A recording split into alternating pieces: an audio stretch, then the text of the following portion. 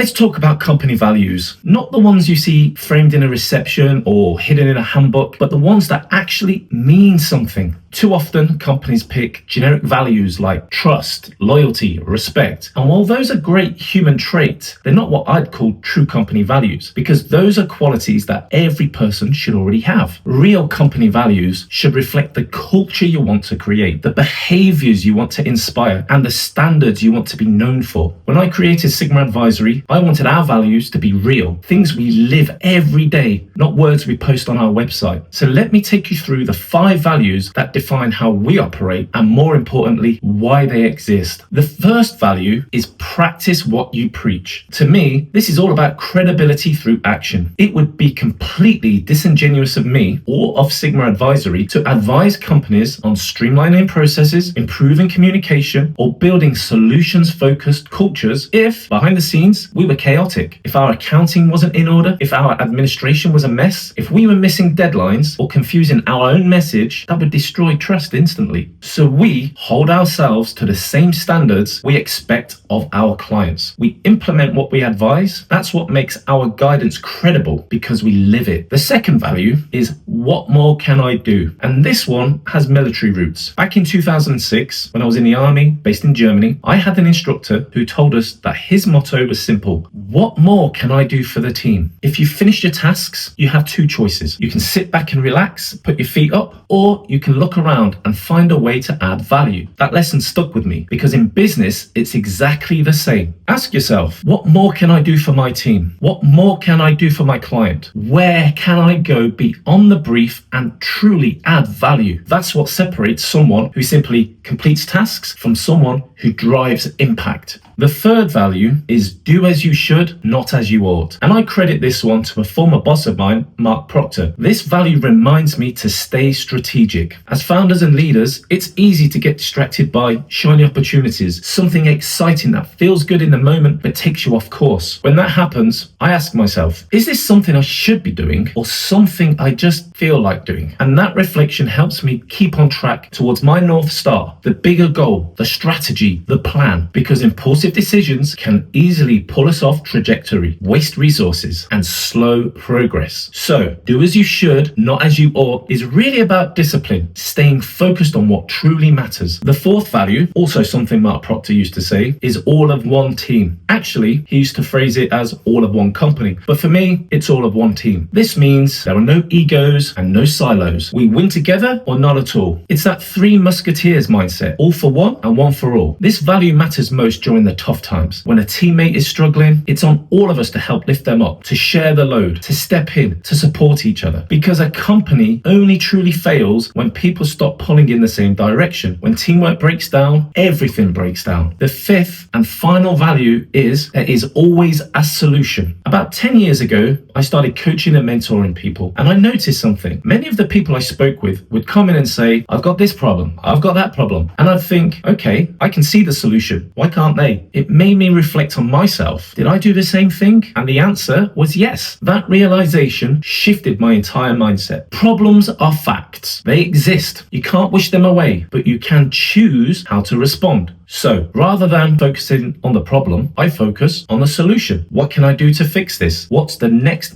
best step? That mindset keeps you objective, creative, and forward moving. When you look for solutions, you'll always find them. When you only focus on problems, all you'll see are roadblocks. So those are the 5 values that shape Sigma Advisory and me as a leader. 1, practice what you preach. 2, what more can I do for the team? 3, do as you should, not as you ought. 4, all of one team. And 5, there is always a solution. These aren't buzzwords, they're principles we live by. So if you're defining your own company values, don't pick what sounds good. Choose what means something to you. Choose values that reflect the culture you want to create and the behaviors you want to inspire. Because when values are lived, not listed, that's when a company truly becomes a team.